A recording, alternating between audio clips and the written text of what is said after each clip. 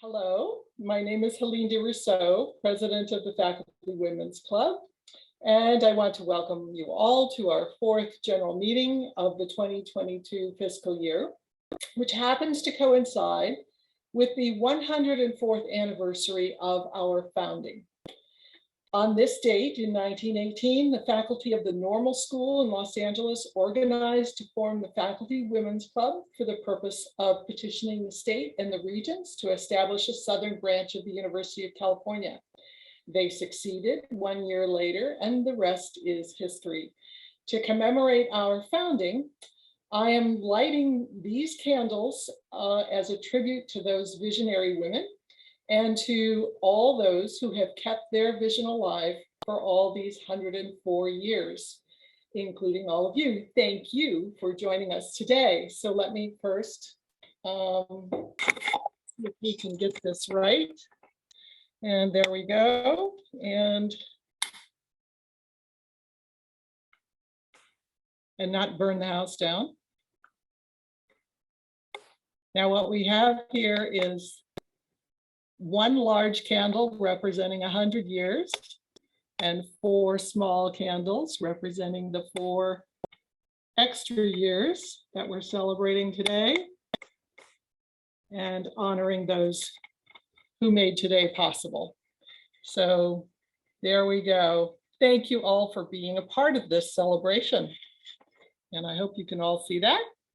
In the meantime, now I'm going to blow them all out before the smoke alarm. There we go. Great. So we have a very full program today, and I'd like to turn the program over in a minute to Anne-Marie Spatteru, our Vice President of Programs, to introduce our speakers for today. And immediately after that program, I will conduct the annual business meeting where we will vote on the slate of officers nominated for next year, as well as the proposed changes to our constitution and bylaws. So stay with us. And now, Anne-Marie. Thanks, Helene, and good afternoon, everyone. I wish we were meeting in person so we could all have a bite of those wonderful cupcakes that Helene just showed us. And it is my pleasure to introduce our guests from the Friends of the Robinson Gardens. But first, a reminder that we will have time to entertain a few questions after the presentation. So if you have any questions, please write them down in the chat, and then I will be able to call on you to ask your questions once the presentation is done. So we have 3 guests. We have Leslie Kavanaugh, we have Kerstin Royce, and Patti Reinstein. And they have been members of the Friends of the Robinson Garden for a long time.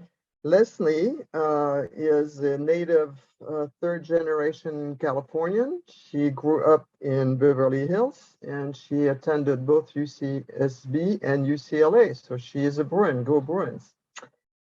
She's married to Jack. They have 2 sons, and they're Ryan and Matthew, and her work has taken her from teaching to interior design and contracting to be the CEO of 2 healthcare management companies to being a leader in residential real estate. And she has also most recently produced an off-Broadway play. That's another subject of conversation. She's been active on the board of many charities, including the Friends of Robinson Gardens. She was a past president, and she's co-author of the new Children's Science program. And Leslie recently moved to Florida, and she's joining us from Miami, I suppose. Good. Now, Patricia, or Patti, was born and raised in Massachusetts. She graduated magna cum laude from Bridgewater University with a degree in education. What you may not know about her, that coming from a musical family, she was a professional singer for several years with the Ames Sister. Then she married Fred Reinstein, moved to California, and they built a sales and marketing firm while raising 2 sons. She was an elementary school teacher for years. She worked for the Ford Foundation Tutorials Community Project and is also a past president of Friends of Robinson Gardens, where she has co-written the Children's Science program with Leslie. Kerstin Royce comes from Sweden. She was born and raised in Sweden. After college, she joined Pan Am as a flight attendant.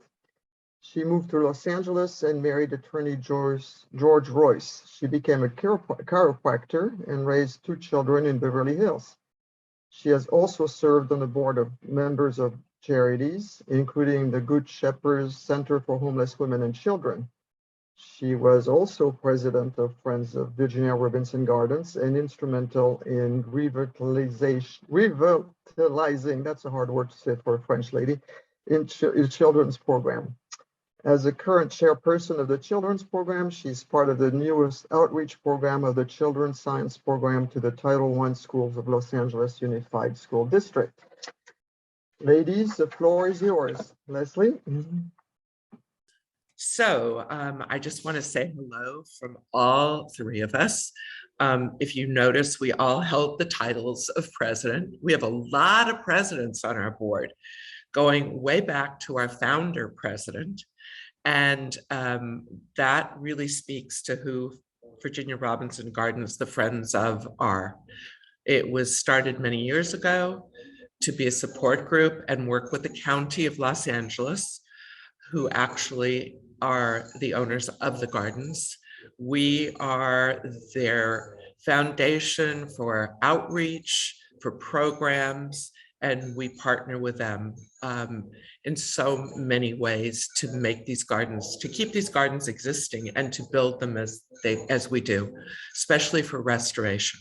It's not the garden traditional that you think of, just a garden. It's 6 acres of gorgeous gardens that Virginia, in her travels, built by collecting different specimens from different parts of the world. So if you come to visit, you will see there's an Italian garden. We have a beautiful rose garden. We have a wonderful children's pond. We have palms that are specimen palms. I think we have the largest palm garden outside of Australia. Is that Patti? Or Shasta? Yes. So there are treats. And then there is what they called the first mansion in Beverly Hills over 100 years ago. Virginia and Harry built this. And that mansion is all of 3,000 square feet. At that time, that's what mansion was. Virginia and Harry loved to travel, loved to entertain. Virginia was the heir to Robinson department stores. So her collections are magnificent: clothes, china, glassware, accessories. Those also are housed at the garden. And we are lucky enough to be a part of this. So what we're doing today is telling you a bit about a new program that we started because of COVID. We're going to give you a chance to see some of the gardens and to hear about this program that's near and dear to us.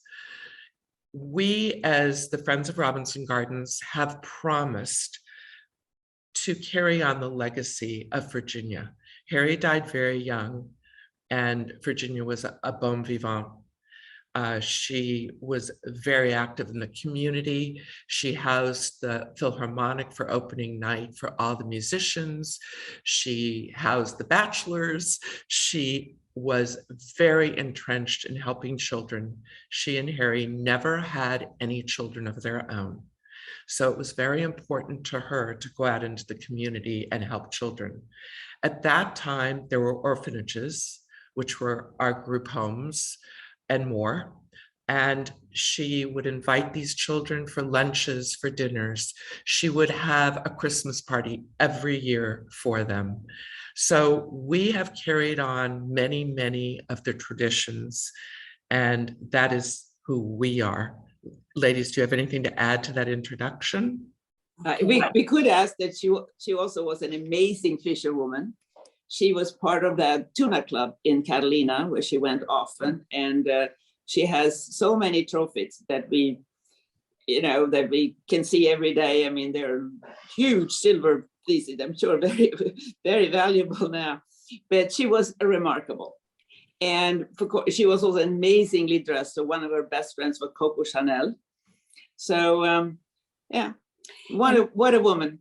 And she was really a woman before her time because Harry passed away at such a young age in his 50s that she stayed on the board of directors of Robinson's. She had her say into how the store was run and what merchandise they carried.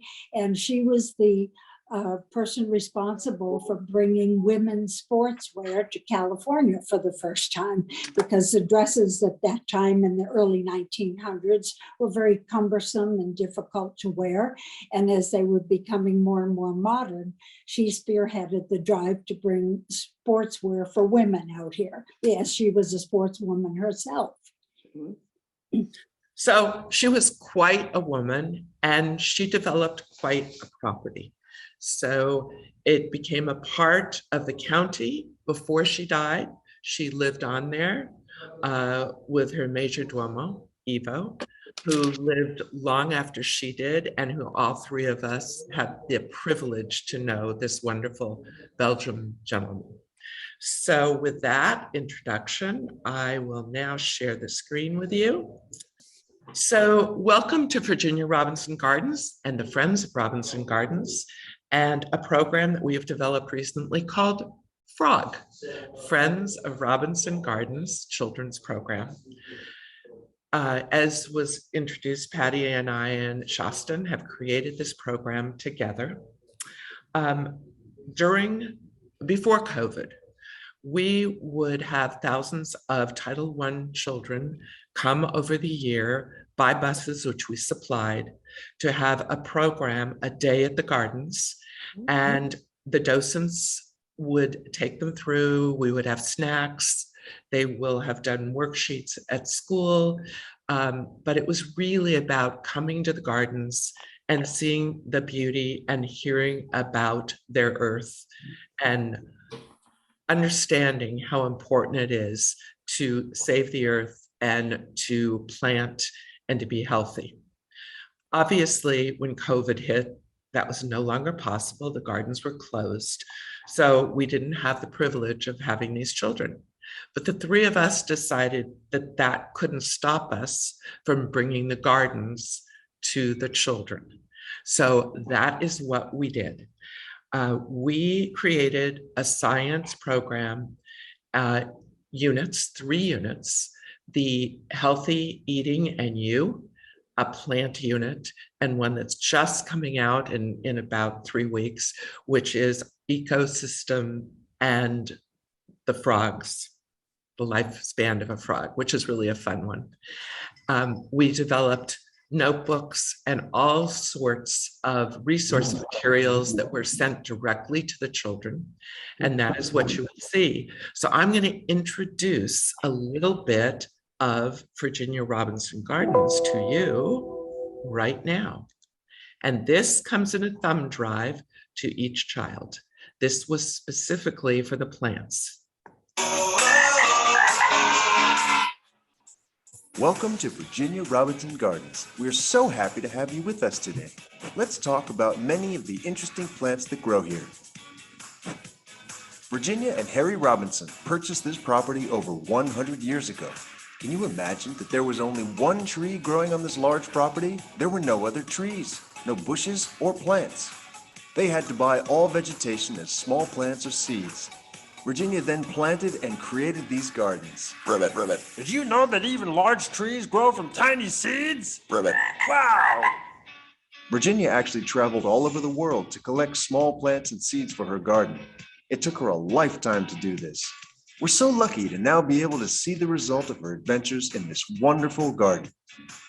The first thing that we see when we visit Virginia Robinson Gardens are the beautiful meadows with wildflowers in front of the house. This is a paradise for birds and insects that feed from the nectar in the flowers and then move from flower to flower, not knowing that they are helping to make more plants. Let's move to the beautiful Great Lawn. It looks like a large carpet, and the grass is called kikuyu and is from far away in South Africa. On either side of the lawn is what is known as a dry border. This border is filled with the tall cypress trees that are called evergreen trees, as they never change color. It is called a dry border because all the plants that grow there need the same amount of water. In between the cypress trees, Virginia planted perennials, which means the plants live longer than just for one season. They have lots of color, texture, and especially the roses have a lovely smell. Do you see the red bottle brush tree? It blooms all year long and has pretty red flowers. Our next adventure is to the Italian garden, where you can see hedges of bay laurel and rosemary. You may have seen your parents cook with these leaves, as they are used to flavor soups and other foods. Over there is a beautiful tree named Ginkgo biloba. In the winter, the Ginkgo biloba drops all of its leaves. Have you seen trees that just have branches in the winter and have beautiful leaves in the spring and summer? As we pass by the musical stairs, we will find the bird of paradise. Ribbit. Did you know that this plant is the official plant of the city of Los Angeles? You see how much the flower looks like a bird? Ribbit. Do you like lemonade or orange juice? Part of the Italian garden is called the citrus terrace. Virginia planted lemons, oranges, tangelos, and pomegranates. In February, when the trees bloomed and the fruits would ripen, Virginia could enjoy the lovely fragrances. Someday soon, you can come and smell these wonderful scents too. On the way back to the great lawn, we see a beautiful flowering plant called the Camellia. Virginia had a camellia named for her, and every day when they bloomed, she pinned one to her dress. One of the most interesting plants that you'll see is the pipe organ cactus. Have you ever seen an instrument called a pipe organ? Well, that's how it got its name. At night, bats and moths come and pollinate the large plant. They do so for the plants to be able to reproduce. You don't have to be scared. The bats only come out at night. In the daytime, we can see the bees and butterflies busy drinking the nectar from the flowers. While doing so, their legs are catching the powdery pollen that they will bring to the other plants. Even the fur on Harry the cat catches this powder and carries it from one plant to the other. Let's go quickly to see the Australian palm garden. Can you imagine that these tall palms grew from a small seedling? Now they're over 80 feet tall and give shade and coolness to this garden. Many shade plants live under these tall palms, as they don't like the strong sunlight. Now we have a treat for you. Do you see the walking banyan fig tree? Here's a hint. It looks like a giant giraffe. Do you see how it stretches its head to compete with the tall palm trees for the sunlight? It also draws its nutrients from the roots. Doesn't it look like it's walking? The kitchen garden is where you not only find green plants, but plants that you can eat. Farmer Josh loves to plant and tend to them as they grow here and all over the gardens. Say hello to Farmer Josh. Ribbit. Hey, Farmer Josh. Isn't it true that some plants grow above ground like lettuce? Some plants that we eat grow under the ground, like carrots, beets, and potatoes. All that you see above the ground is their green leaves. In the vegetable garden, we have sweet olive shrubs that have the smallest flowers with such a beautiful fragrance. Even the smallest of nature's creations can bring us joy. We also grow many herbs, like spearmint. Ribbit. You ever tasted spearmint gum?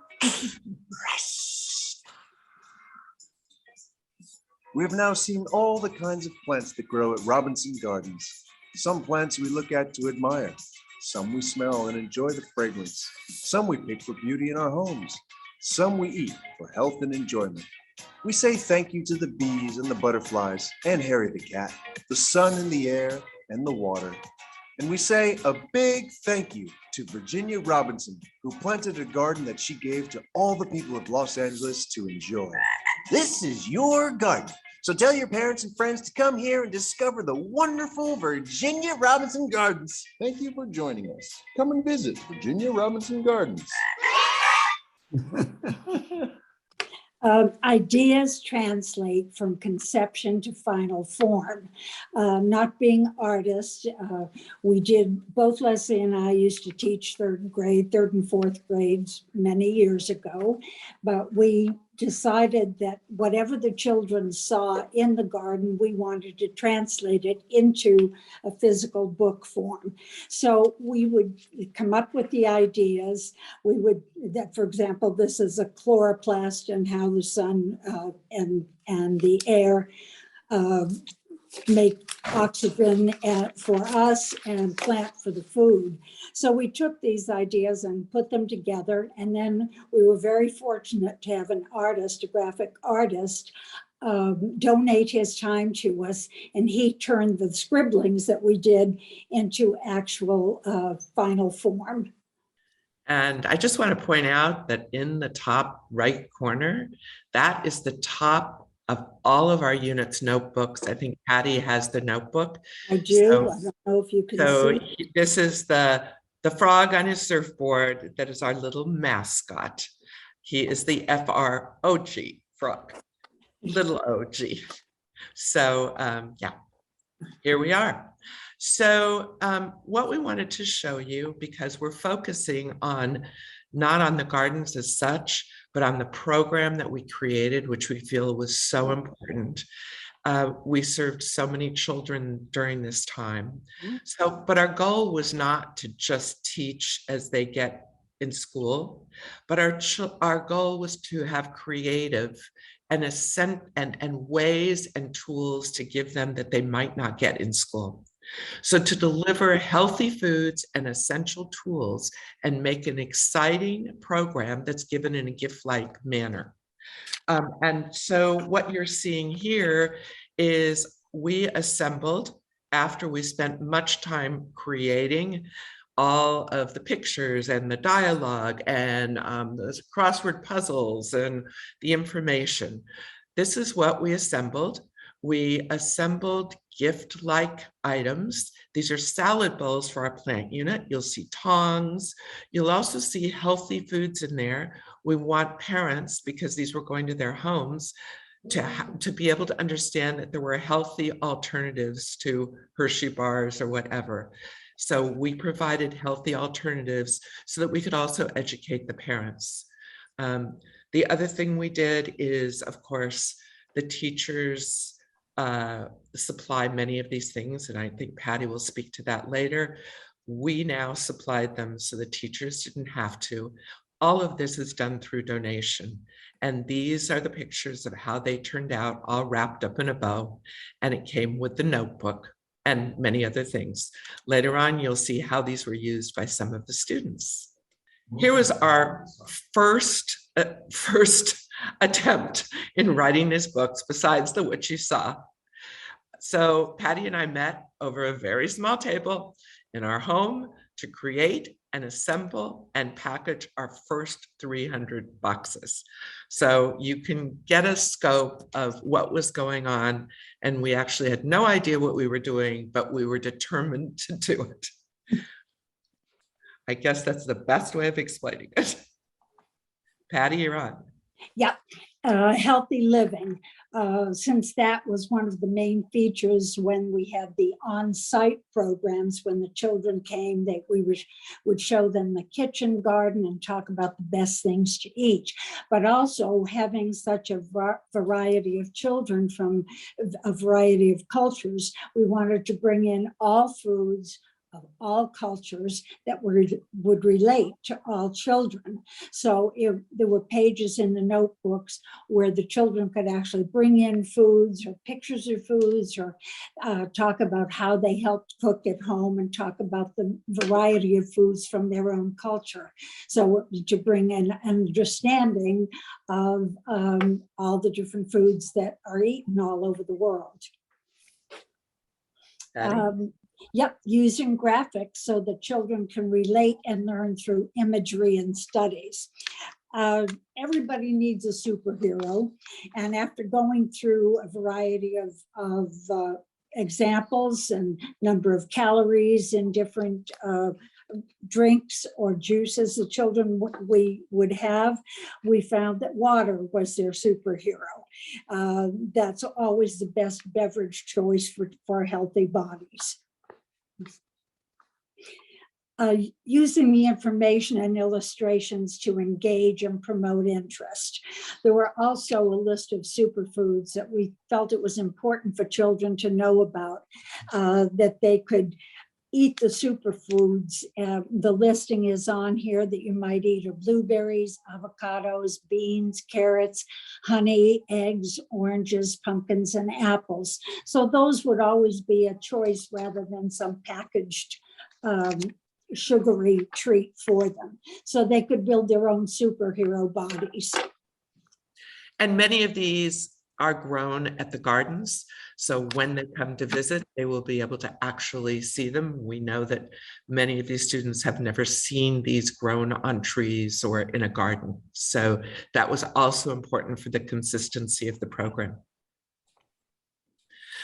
And then we got into teaching basics. Well, we have to have the teaching basics. And so because children learn when their interests are piqued, we developed colorful diagrams and interactive, and that was very important, the interactive materials. We were not there to replicate what the Los Angeles schools do. This is an enhancement program. We're hoping to build doctors and scientists and people and gardeners for the future. And we felt if we could pique third and fourth graders with something they never forget, that perhaps that's what we're starting to build. Of course, the 5 basic food groups, and you will see a teacher later on teaching to this, have changed over the years. When Patti and I did the study, we found in some books 5, in some books 6, and in some books 7. And then we found My Plate, which is completely different. So we decided we would use all of this. And the My Plate is one of those where the children have a chance to actually cut out, put their fruits on a plate, and actually then color. And so it's learning as you do the projects. Our educational units included many tactile fun projects, as well as traditional ones that reinforce what has been taught and help to measure what was learned. The children loved getting the bags of Cheetos that you see there. They were allowed to eat some of the Cheetos, get the cheese on their hands, and then go and pollinate the big sunflowers. And they could do that from flower to flower as well. Also, in a more traditional manner, we gave them seeds. They planted the seeds, and you'll see here that from the seed coat all the way through the process of becoming a plant. The reading materials are on the previous pages, and this is follow-up work to that. So there's not a lot of frustration in not knowing the answers. They can always refer back to the page before. The same thing with, we use crossword puzzles, we use matching, some fill in the blanks as well as true and the false. And this way the children didn't feel the frustration, and it was fun for them because they could all work on them together. There it is. We just put this in because this is Patti, one of Patti's and my favorite. We really wanted to have them understand chloroplasts, which is not easy for third graders to understand. So we actually developed my big fat chloroplast. So together with the lesson and with what they were learning, we gave them a visual of what that would look like to reinforce what we were saying. And so we laugh every time we see this, actually. It's become sort of one of our mascots for Patti and me. And they're also given, back to the chloroplast, they're given leaves with little microscopes, or I'm sorry, little magnifying glasses. And they're also given a set of leaves, either geranium or hydrangea, where they do a chlorophyll rubbing from those. So they know the chloroplasts are there. They see the picture of what it really looks like. They can take a look at the veining too of the leaves. And this also, the new way of teaching seems to be more like the STEAM program, bringing in the arts to reinforce what they've learned and to make it possible to take what they've learned and put it down. In this, bringing the arts into the learning process integrates various ways that children learn. This is a good example of taking what they've learned and then translating it into an artistic puzzle making project. So now they can, after they've drawn what they want, what they've learned about fruits and vegetables, then they can take this apart and take it home and have fun with younger siblings or older siblings, or with parents. So this is something that they can take home as well. And when they were at home, it was a great project for them to do, and easy and fun, and actually a way of testing them as to what they've learned without testing them. So that was something that we wanted to develop, outcomes. So there are more ways of art than just a drawing. We use our senses, and we use all sorts of our talents or not talents. And music, we wanted to incorporate music. So we created a rap, which the children, we had the words and the children could do their rap any way they wanted it. And so this actually is Patti and my interpretation. Tried and true, that's how plants eat, that's what they do. Plants make their own food, so what do you say? It happens in the chloroplast every day. With energy from the sun and CO2, mix it up with water, that's what they do. They store it in the food to help plants grow, and they give us back the oxygen, don't you know? Photosynthesis, tried and true. That's how plants grow, that's what they do. Forgive us.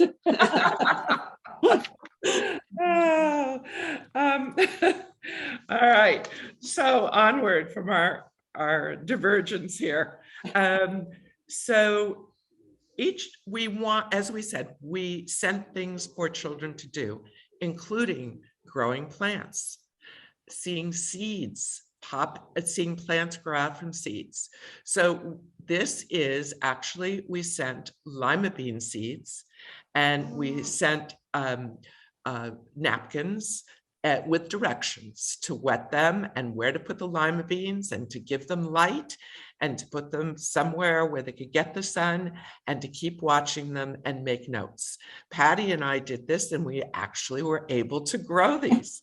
So this is what we had to experiment before they. So one of the other things we felt was they needed to do science experiments at home to create actual in-person learning experiences, since during COVID, they weren't able to have that.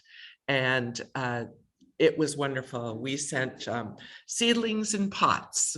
Part of that was decorating the pots. We sent them paints to decorate their pots. We sent them the soil. We sent them the seedlings so that they could really have the experiences that they weren't able to have during COVID. And this program will continue as we open up the gardens. Here you see we are packing, and this in the beginning we were up in the pool pavilion and started putting these kits together, but that part is also part of where we do our tours. So where were we going to go? So luckily we have a wonderful superintendent who allowed us to kick him out of the garage several days a week, and we are now, here we are in the garage, and we are having a good time, as you all see. And but prior to this starting, my job is actually to reach out to the Title I schools in the LAUSD area, as well as to the group homes, and to tell them about us and introduce them to our program. And I do that in many different ways, like it's been talked about with sending letters and sending pictures of what we do, so the teachers know and say, yes, we would love to invite you to our schools. And once they are in our system, believe me, they are so excited to stay. They're so happy. In the school year, for example, of 2020 to 2021, we sent out 1,300 student kits. And that was accomplished only in the spring semester, because these two ladies, they worked on the program the whole fall. So the program was, wonderfully, ready for us. And I started having, and I should also say in 2021 to 22, the numbers will be about 2,000. So by showing a few people what we are doing, I started creating a big volunteer list, and they come from both being children's docents, to some of the Friends members, and some of the county employees are very, very supportive of us. And we will actually welcome all of you to come if you like and help us. We have a lot of fun in the garage. Yeah. So you can take the next one. You can see. I will do that. Sorry about that. Running. Okay, so now we are actually starting. I also arranged for packing days and for packing deliveries. So here you see we are still packing. We see the boxes goes in, but we also see the vans, and all the boxes are going to go to a school. So then, of course, I have to call the school again and make sure they're there to accept them and so forth. So I can happily tell you now that the kids, first of all, they are now back in school, so the teacher can actually work with the students physically with them. So they're very excited about that. But I can also happily tell you that Robinson Gardens now again have opened up the gardens for students for field trips. And we are so excited to be able to now arrange transportation again for them to come. First of all, we will welcome the students who have already participating in our program. And we, and as a children's docent myself, I cannot wait to see these excited faces and hear their comments when they arrive on site. Our docents are now studying our notebooks so they can keep up with these questions for all these smart kids that are going to come to the gardens. So. Thanks, Justin. So here we are you can see this is actually in a group home, and they are studying, and some of the teachers were actually very, very lovely and sent us pictures. And it's very important to us because, first of all, in many schools do not allow the children to be actually on pictures. You know, we're talking about schools where there are underserved kids, and we have to be very, very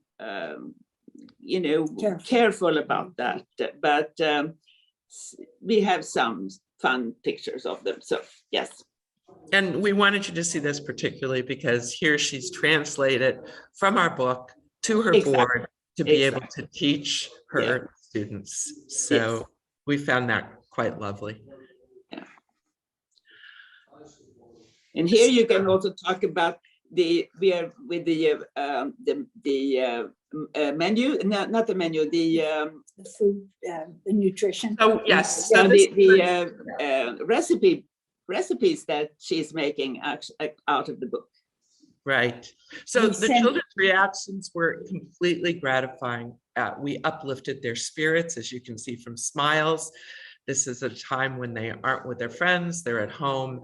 And so it was so gratifying to all of us who worked on this. This little girl, she's holding up one of the recipes because we sent recipes in our healthy eating with the bowl that you can see that she has mixed her healthy eating fruit salad and put together everything. So the bowl that held all the items also is the bowl where she can mix her salad. The rest of these, I don't know if you can read them, but a teacher just put together from their students how much they enjoyed it, and they just had such a wonderful time. And the one on the right, I love my veggies. I think that was just precious. So we all can't really say that, but I hope she means it. We have received many letters from the educators who have used the program, which has been wonderful. We sent out a questionnaire at the end of each program to make sure that the teachers will answer and make comments about the various parts of the program. That way we can be on our best game.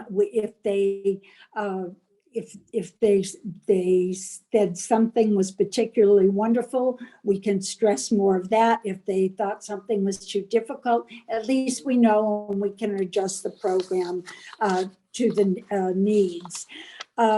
Several teachers have also written to us. There was an article also in the Los Angeles Times after school started back after COVID that the teachers were taking out-of-pocket money to have to buy many of the supplies for their children. With each of the kits that our children receive, they receive an educational packet. And in that packet are pencils, erasers, scissors, crayons, paints, colored pencils, things that are the utility things of a school day. So these essentials, because of the financial support that we've received, either by donation or grants, this money goes to make sure that the children are supplied with all of those materials, as well as our notebooks full of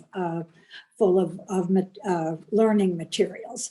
And our teachers have also been able to act as ambassadors. They have recommended the Frog program to other school teachers that they know in other schools. And that way it's possible for us to grow the program as well. Thank you. So how do we do this and where do our monies go? When we put together our budget and our mission, we anticipated that each of these baskets would be about $27 all in with everything. That's what we went out with, and I'm happy to say that's what we've stuck with. We have so many items, and between donations and companies who have given us major discounts and bulk buying, which may carry over till next year, some of the items, we have really been able to stay with our budget. In the actuals for 2022, and we go school year, so we start in July with starting to pack and get things, and we stop in June. You can see in 21, our grants were $86,500. We had in-kind donations, and we had regular donations of $128,000, which was amazing. So our expenses for, remember, we only had 6 months because Patti and I were busily writing. So we didn't even start distributing until mid-January, and we had to stop obviously at the beginning of June. So our total expenses that year were $30,407. Some of that actually carried over to this year, some of those. To date in 21, 22, and we're certainly hoping for more. We have grants, there are in-kind donations which haven't been put in yet, and again, $45,000 in donations. So we survive, and the children get these because of the kindness of others.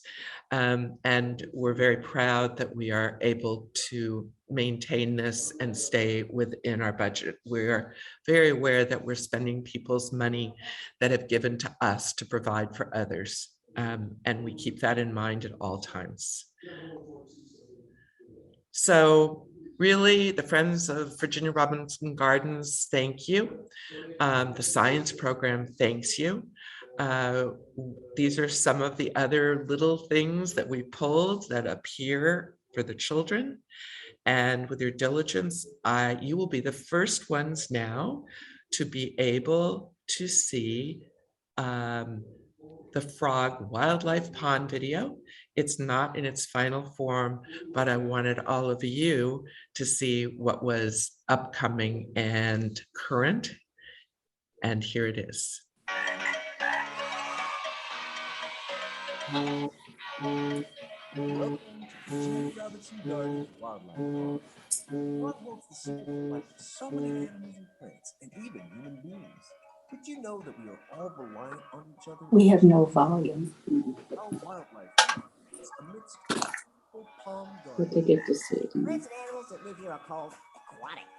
Aquatic means water. So they all can live in water. Actually, they depend on one another, and each has a job. They form a community called an ecosystem. Look into the water. What do you see? You see plants? You see little fish? You see guppies? Do you see flowers floating on top of the water? You see insects flying around? You see roots? You see... Do you see a big fish with whiskers? Well, our big fish is called Mr. Whiskers, and he uses his barbels, or whiskers, to clean the pond, just like Farmer Josh keeps our garden beautiful. In this case, the food is algae. Mr. Whiskers eats the algae, and therefore he cleans the algae off the bottom of the pond. He helps to keep the pond clean and healthy for the rest of his pond family. All of these insects, fish, plants, animals, even the water, mud, and rocks are really a family. How do plants and animals help each other and work together in this pond home? Plants like papyrus, the green, tufted, leafy plant with roots on the bottom of the pond, provide oxygen in the water so that fish and other animals who live in the water can survive. Papyrus was used in ancient cultures, like the Egyptian culture, to make paper. Other plants, like the water lilies, float on the water. They have beautiful pink flowers, and they have bladders, like balloons filled with air to help them float. The wind can push them across the water like sailboats. How do they help their ecosystem?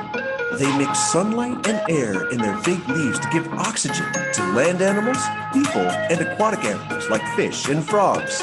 Plants are important to aquatic animals as they provide a variety of things. Lily pads are a heat for frogs to hop on, so they can be out of the water but safe. This is the life of a frog at Virginia Robinson Gardens. Algae provides food for tadpoles and fish. Roots provide hiding places, food, and shelter for small fish and developing tadpoles. You know what plants contribute, but what do insects contribute? Aquatic plants need insects to pollinate their flowers so that their seeds can reproduce. Insects carry pollen from one plant to another, even in the pond.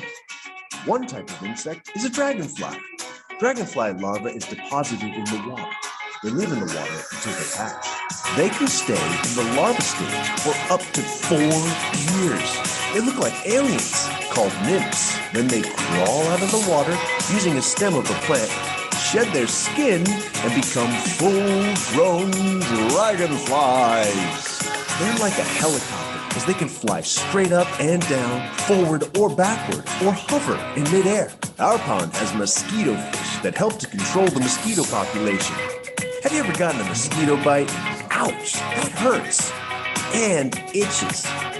Actually, mosquito fish do not eat mosquitoes, but they eat the eggs of the mosquitoes or the mosquito larvae. They eat hundreds of mosquito larvae every day, so mosquito fish are our friends. Every spring, frogs lay their eggs in ponds.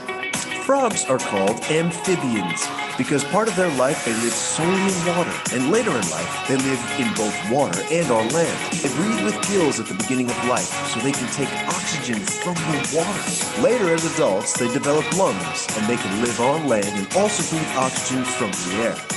You can see the life cycle of a frog from eggs laid as frog spawn to tadpoles, tadpoles with legs, to froglets, to adult frogs. Changing from one stage to another is called metamorphosis. Now that you've seen our wildlife pond, we encourage you to come visit Robinson Gardens and experience its wonders in person. Don't forget, Farmer Josh is waiting for you to visit, and he says, hello!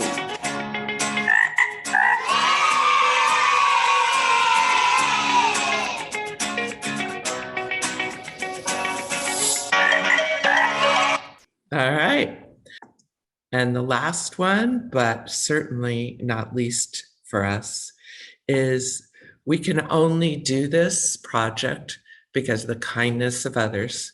And so we thank all of our friends, all of our donor friends, whether they are foundations, grants, individuals, for what they have done and their belief in our project.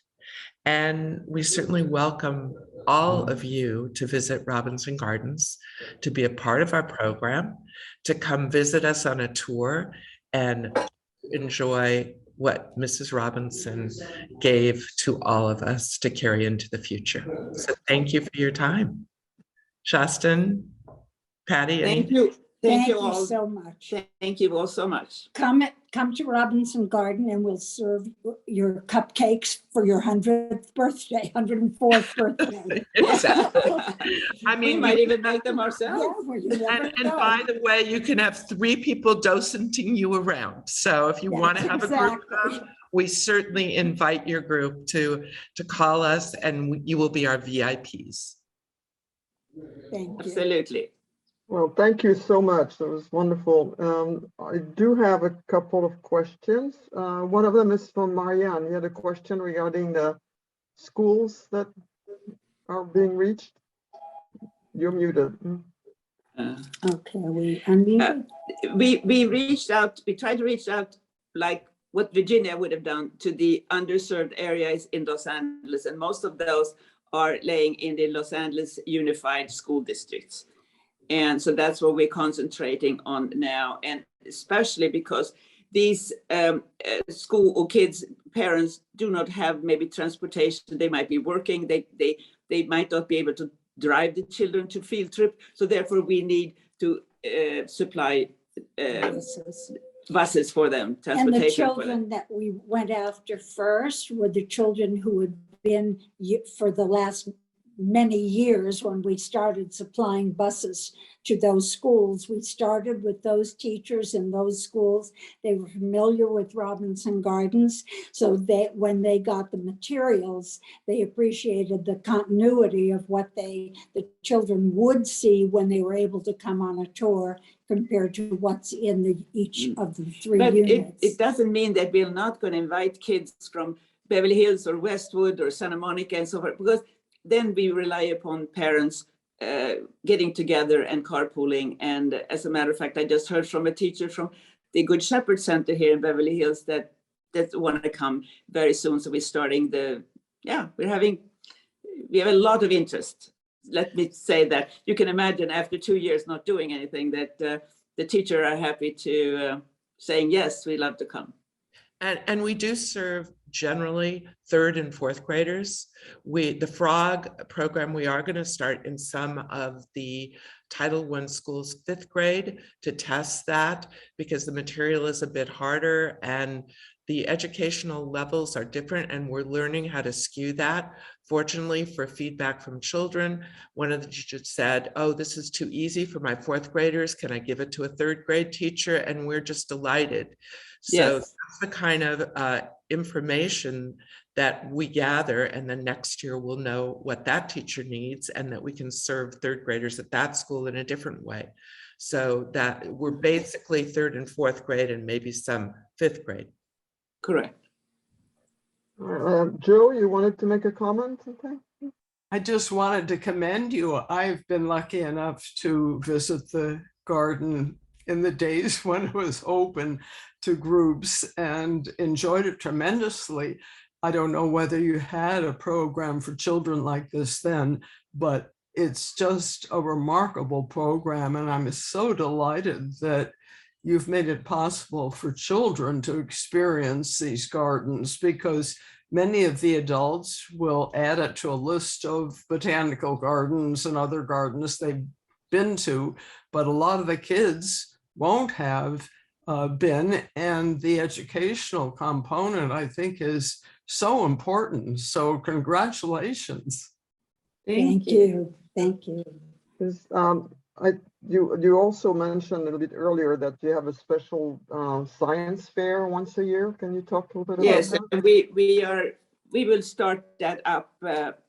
We might actually have to go to make it a fall science fair this year, because slowly we're opening up, and there's so many aspects to what the garden does. So I don't see it this year. I mean, this school year, so maybe it will be in the fall. But later on, we usually do it around Earth Day. So maybe then the following spring, for sure, it will happen. And it's a day where we bring in students from group homes, from other living circumstances. And it's a full day of science and fun. Games are set up all over the Great Lawn. Wonderful lunches served to the children on the tennis court. In the meantime, donors have have given backpacks filled with things that the children would want. We have a wonderful man who has movie posters, and of course the children have all seen and talked about movies, and they can choose 2 or 3 movie posters to take back home with them to put on the walls of their rooms. And of course, we will use much of this information that we have in our notebooks when the docent go around and taking the children on the tour. They all will do that. And we have the science guy who shoots up rockets. Exactly. And all kind of we fun have a thing. science specialist who comes and he does kind of a comedy program with science involved, blows up explosives. And next year, because we do have a DJ, you're going to see Patti and and Leslie doing their rap. We're writing another one for the frog unit. We haven't finished it yet. About metamorphosis. Yes. Right. Do we have any more questions? Anybody wants to raise their hands and ask a question or comments? I don't see anybody. I just want to say again, please feel free to come to the gardens now that we're open, make a reservation. We do so many things. We have adult classes, we have society membership, we have botanical classes. They're just all going to be opened up again. There's so many opportunities if any of you are interested. There's volunteerism. You can learn to be a docent. We really try to serve the entire community. So we even have a book club on Saturdays. Exactly. Oh, good. Another book We club. had an educational event this morning. Yeah. So yeah, there's always something going on fun. Yeah. And just to visit the gardens and feel the peacefulness that we feel when we're all there. We nudge each other and say, boy, what a terrible place you have to work. even if you are in a garage. Yes, even in the garage. All right. Well, thank you very much. I guess if we don't have any more questions, we need to go to the next portion of our meeting. Thanks again. Thank you so Thank much you for inviting us. See you soon. Thank you. Bye. Bye.